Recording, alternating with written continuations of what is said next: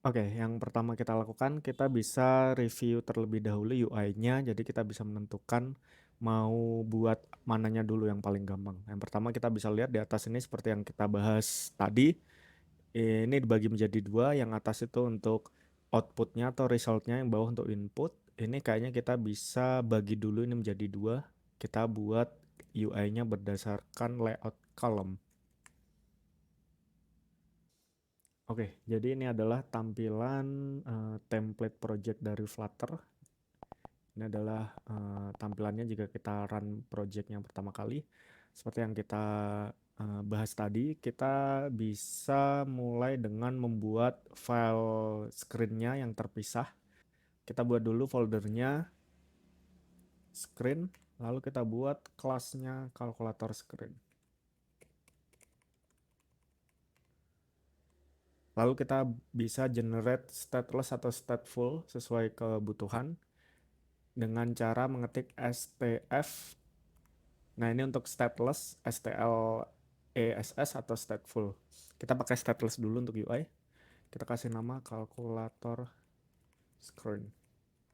Lalu ini akan ada error, kita bisa tekan ALT enter, lalu import material. Seperti itu. Lalu di main kita bisa hapus ini template-nya dari sini, dari kelas ini, kelas my homepage, kita hapus sampai bawah.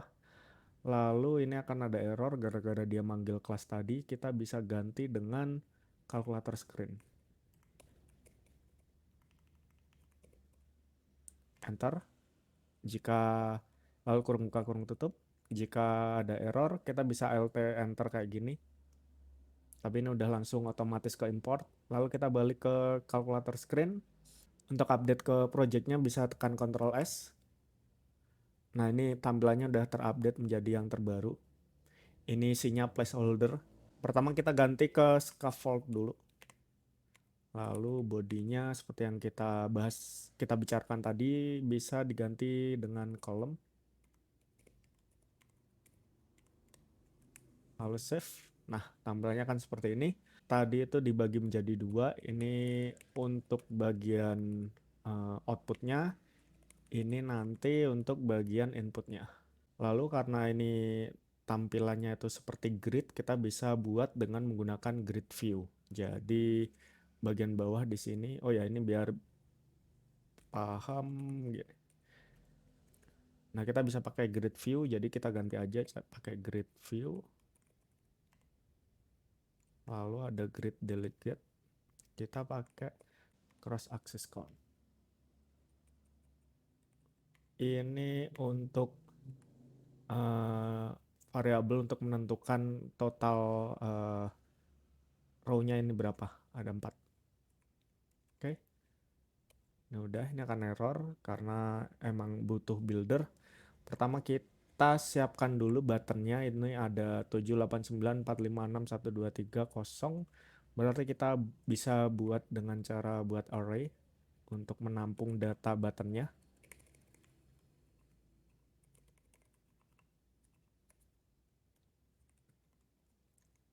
7894556.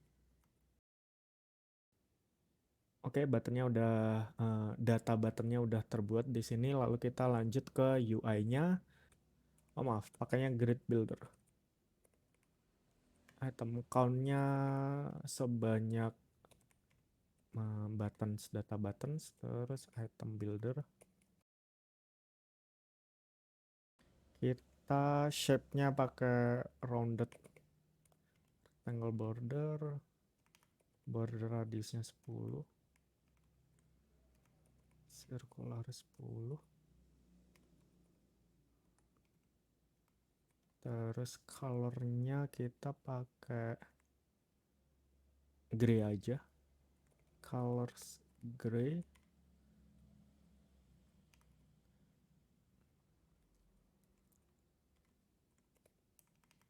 Childnya tag dari buttons index. Oke, ini masih error, kita mesti tetapkan tingginya, kita bungkus pakai expanded. Nah, kayak gini. Ini udah mulai kebentuk, bisa dilihat 789. Oh, ini ada yang salah. Oh, ini dia. Belum di koma. Nah, 789, 456. Lalu backgroundnya kita buat hitam di sini.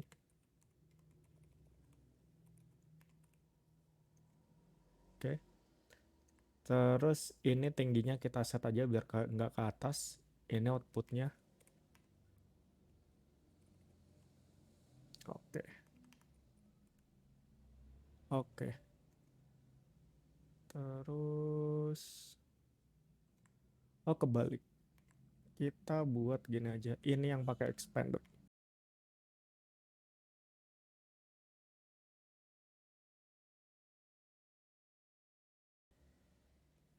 Oke, jadi ini mesti di set ke true biar tingginya ke set sesuai dengan isi dari grid view-nya. Oke.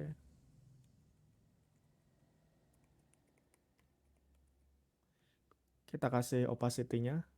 Oke, lalu kalau dilihat ini ada jaraknya, kita bisa kasih padding di sini. Jadi gini, Alt enter, lalu ada suggestion-nya, kita arah arrow ke bawah, lalu tekan enter di pilihan padding 10. Nah, bisa dilihat ini UI-nya udah mulai terbentuk. Lalu untuk teksnya kita buat style dengan colornya. Ini colornya putih.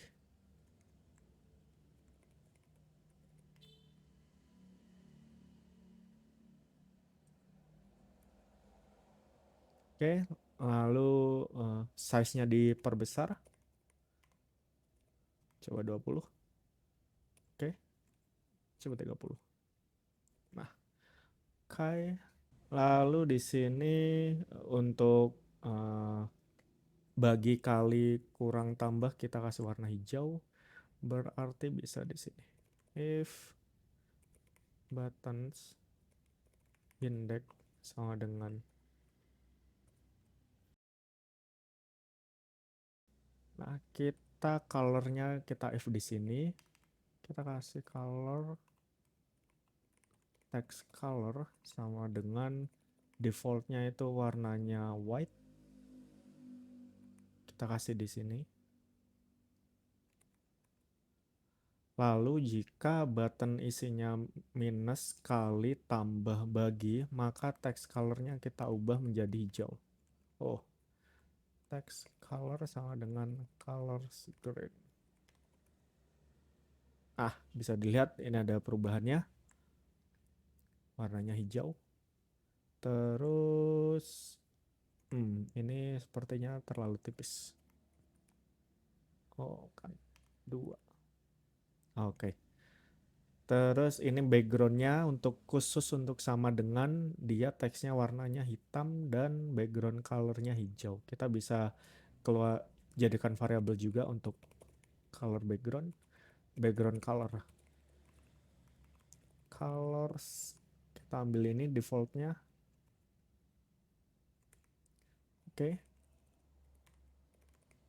Metodenya sama.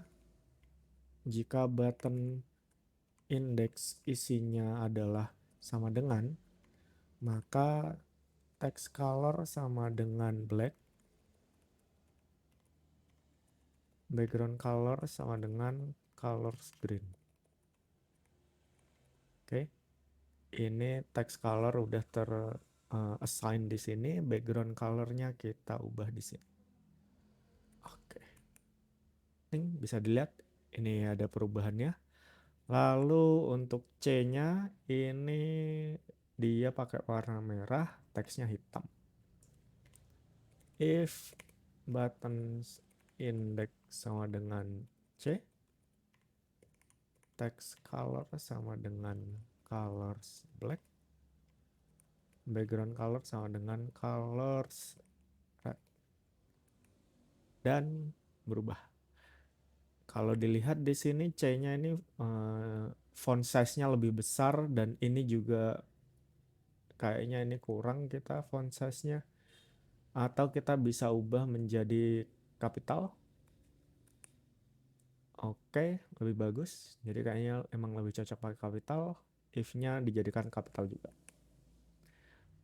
Oke, ini UI-nya kayaknya ini untuk area bawahnya udah cukup. Ini ada divider. Aku tambahin divider di sini. Di divider kita bisa kasih colors white. Ini defaultnya. Tapi kalau mau kita bisa tambah opacity dengan cara width opacity 0,2. Oke. Lalu ini kalau dilihat, ini kalau kita tekan, kalau ALT lalu kita arahin ke sini, kita bisa ketahuan paddingnya ini 19. Jadi kita bungkus aja pakai padding 19. Karena padding kanan kiri kita bisa pakai symmetric horizontal 19. Oke, kayaknya udah cukup. Lalu yang ini juga buttonnya juga pakai padding juga. Kita pakai 9. Coba ya. Oh ya, kita pakai 11. Kenapa 11? Karena di dalamnya udah ada padding 8, jadi ditambah 11, 19, jadi biar sama kanan kirinya. Lalu udah. Lalu kita nge-layout bagian outputnya. Yang paling atas ini untuk operasinya pakai warna putih tanpa opacity. Lalu resultnya ada di bawahnya pakai warna putih dengan opacity. Di sini. Oke, kita pakai, karena berjejer kayak gini, kita pakai column. 1, 2, pakai style. Colors white. Oke. Lalu bawahnya lagi, ini kita nggak perlu container. Alt enter. Kita bisa hapus remove unnecessary container. Lalu tag lagi 9. Oke, stylenya jangan lupa. Jadi sebenarnya 9-nya udah ada, tapi gara-gara default colornya itu hitam, jadinya dia nggak kelihatan. Sebenarnya ada di sini. Jadi kalau kita ubah text stylenya dengan colornya jadi color putih, maka dia akan muncul. Oke, ini udah. Kita buat dia pindah ke sini dengan cara ini column ada main axis alignment. N. Oke. Lalu ada cross axis alignment. N. Oke. Kita bisa bungkus ini pakai container. Lalu kita align bottom right. Dah, seperti itu. Lalu di sini kita bisa lihat pakai padding kita samakan aja 19. Add inset only all 19. Copy width. Jadi kita mau modif bawahnya biar tanpa padding lagi, bottom 0. Oke. Terus UI-nya ini udah cukup mirip. Kita tinggal ganti stylenya aja, main-main di stylenya di sini. Font size kita coba 50. Oke. Font size 50 juga. Coba 80. Nah, kayaknya udah lebih cocok. Lalu ini jangan lupa width opacity 0,4. 0,5. Sip. Udah cukup mirip dengan UI yang acuannya di Figma. Lalu ini untuk error-errornya kita bisa tambahkan cons. Ini juga. Oke, dan ini juga udah bisa menghandle on click-nya juga. Kita bisa taruh di sini. Kita print hello.